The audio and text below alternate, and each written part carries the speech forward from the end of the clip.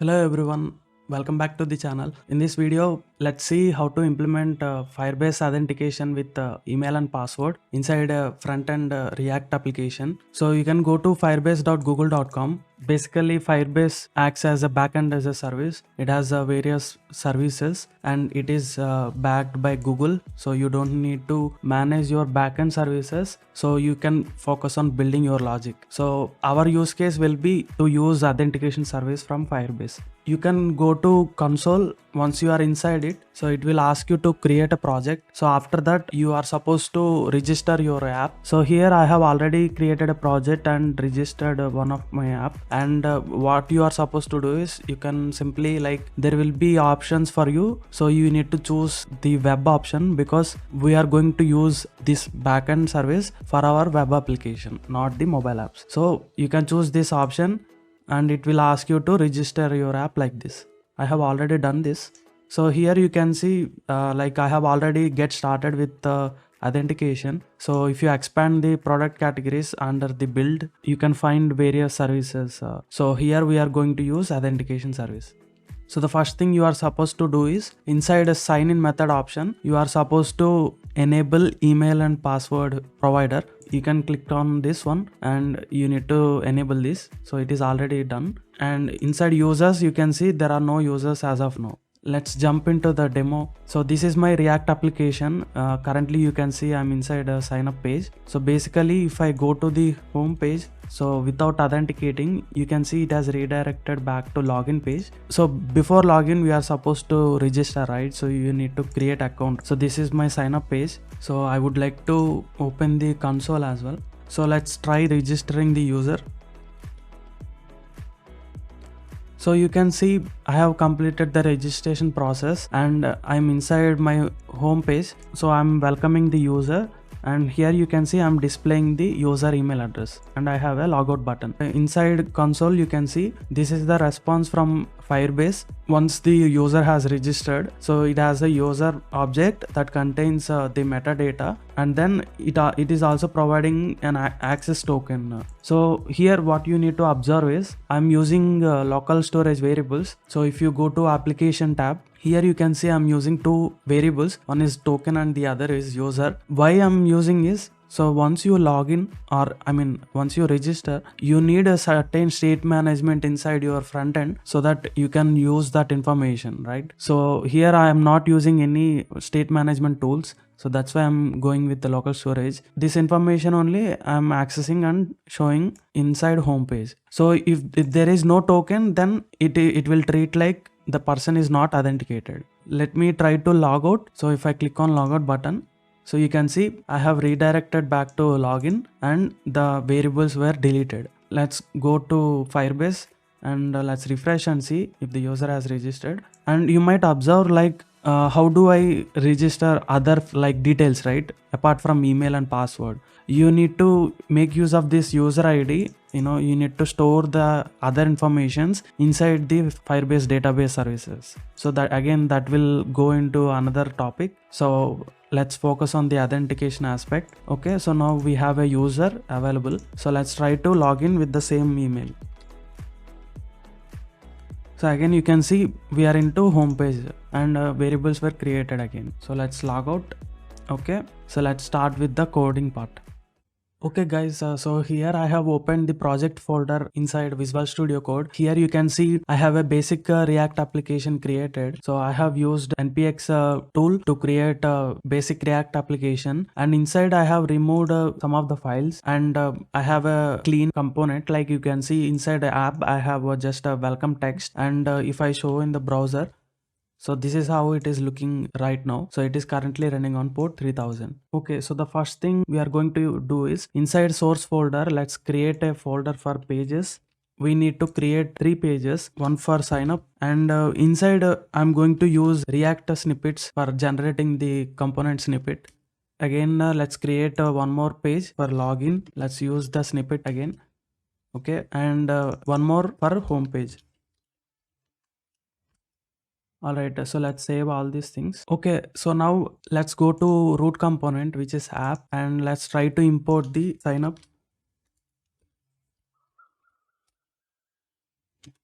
So let's see how it is looking in the browser. Okay. So let's start with the sign up page, and here I would like to replace this HTML code, and you can see I have a h1 tag and form that has a two input fields, one for the email and the other for the password, and a submit button. And let me comment this paragraph tag. So here you can see this is to redirect the user to login. So we have to use the React Router DOM package in order to use it. So for a moment, like, let's comment this line. So here you can see I'm using use state variables. So let's create those two. So here we need to import use state from React. So the default value will be empty string. Whenever we input something, so we are attaching a on change handler. So it will update our state variables, and we need a submit handler. Right, so when we submit the form, this will trigger this handle submit function. So let's prevent this default action. Okay, so before continuing with further implementation, let's save this and see how it is looking in the browser.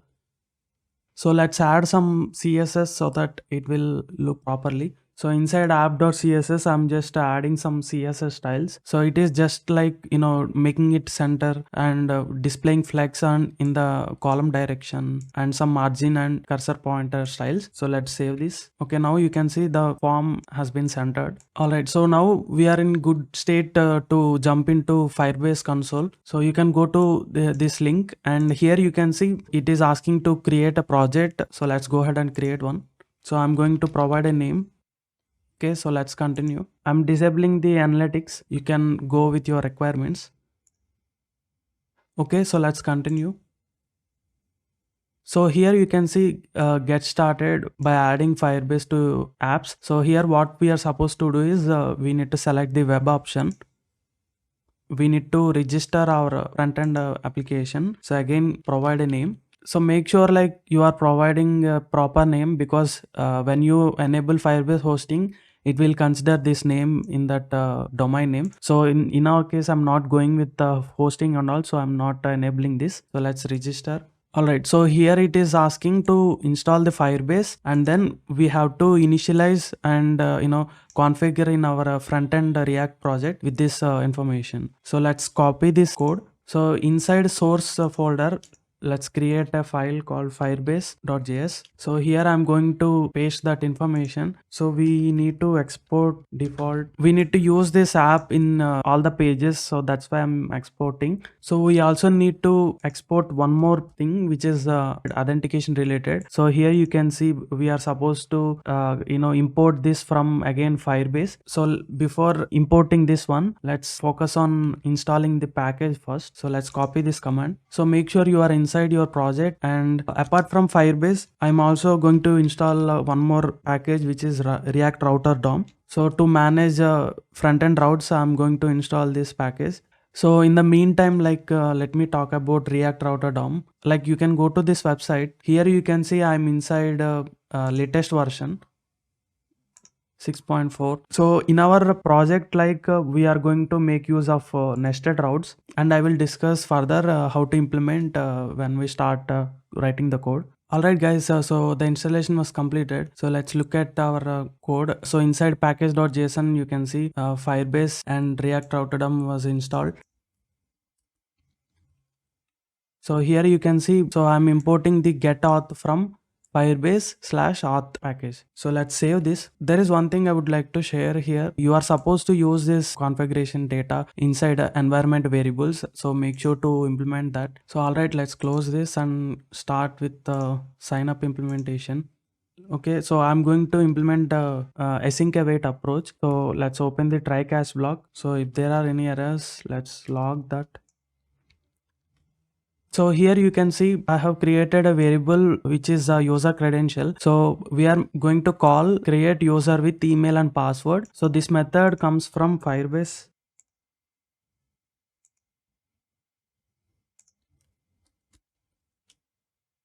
So you can see now when I open the file in the tab, so this is now recommending. So let's import this. So now you can see this method is coming from Firebase auth. So let's import this one as well. So let's log this data what Firebase is giving us.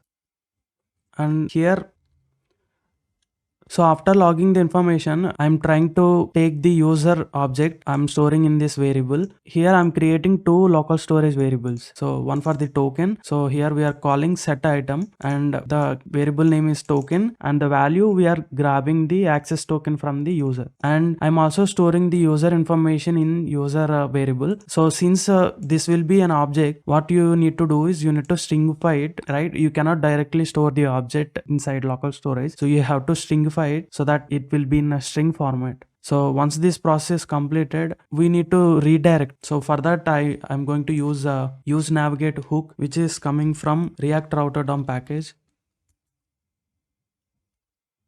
So using this, we can directly call this function and we can simply call slash. This should go to home page. Let's also try to implement the home page as well. We are going to have a heading. Let's add a button for the logout purpose. So here you can see when you click on the button on click event, so we need a function to handle this logic. So here I'm using this function. So here again you can see this is an async function. Inside this we need to call sign out method. So again this will come from Firebase.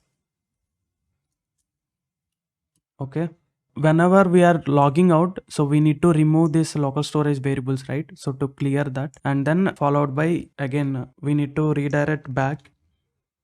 So again here we need use navigate from React Router DOM. So here you can see I'm redirecting to the login page and not to the home page. So let's look at in the browser only in the context of React Router component. Okay. So we haven't implemented routing concepts, right? So that's why React application is complaining. So let's focus on implementing that aspect. So let's open the index.js file.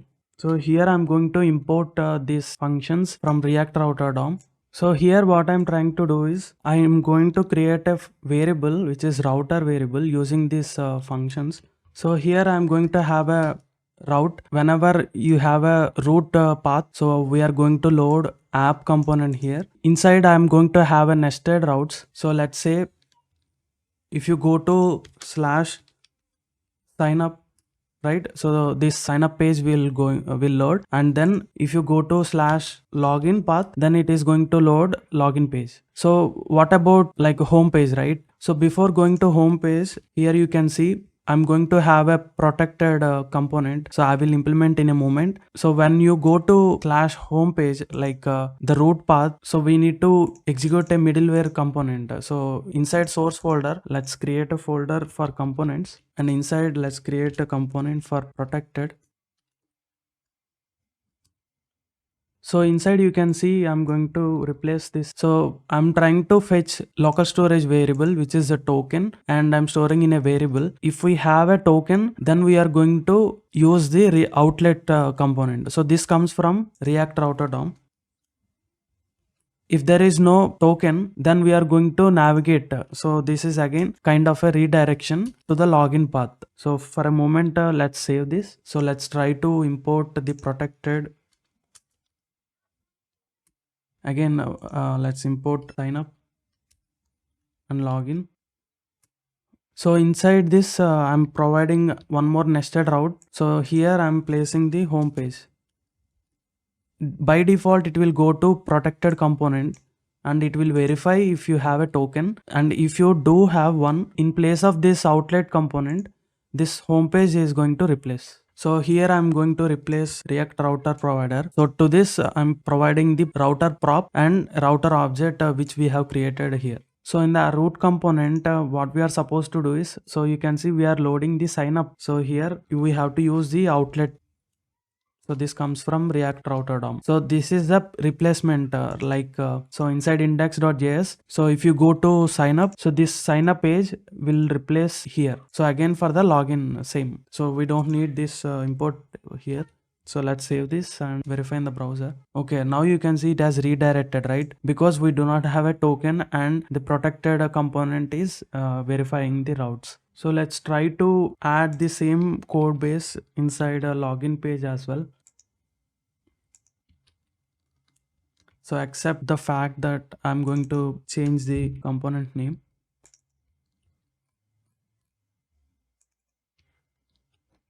So here also login, class name for the button should be login as well. Here you can observe like we do not create a user inside a login page. So here what you are supposed to do is you need to call sign in with email and password. So again this comes from Firebase auth. Okay, so let's remove this create user thing. So let's change this heading as well, login, and the name of the form, login. Let me verify if I have this class name. Okay.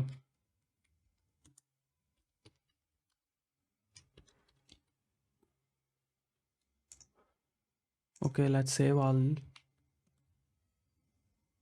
Okay, now we can see the login page. Inside login, so you can see I have commented this paragraph, right? Let me change this. So here inside login, we need to ask user if they want to sign up. Here we are using link component, which is coming from React Router.com again. In the sign up page as well.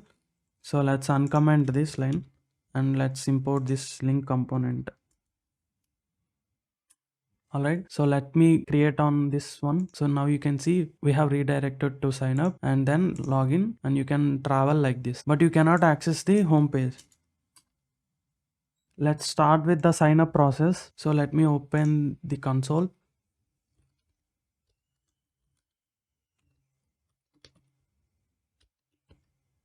So let's click on sign up. Okay, sorry guys, like I have forgotten to continue with the Firebase implementation in the dashboard. So we have registered the app, and after this one, we have to enable the authentication, right?